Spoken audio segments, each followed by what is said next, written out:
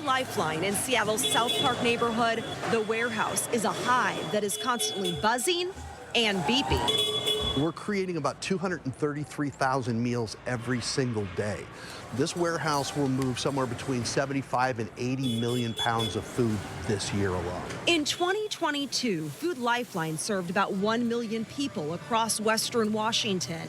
In 2023, that number rose more than 60%. We thought after the pandemic, we would drop from 1 million guests at food banks down to 700,000 or 800,000.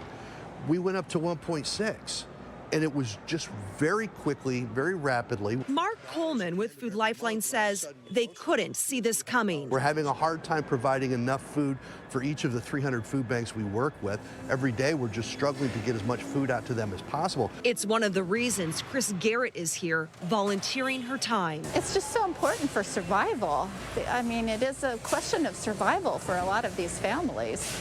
And this is just one of, I'm afraid, not enough options. The increased need seen across the country.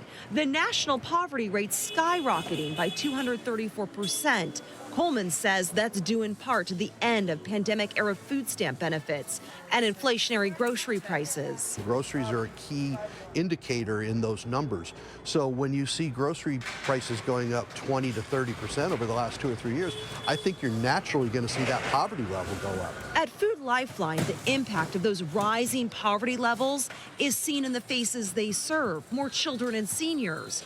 In 2023, they helped 100,000 toddlers. Food Lifeline tells me the warehouse is about 75% full. They still need more wholesale donations from farms, grocery stores, manufacturers. Food drives are also very helpful because that food that comes in is most of the time all shelf stable. However, the food that does come in goes out within a couple of days anyway. Holly Menino, KOMO News.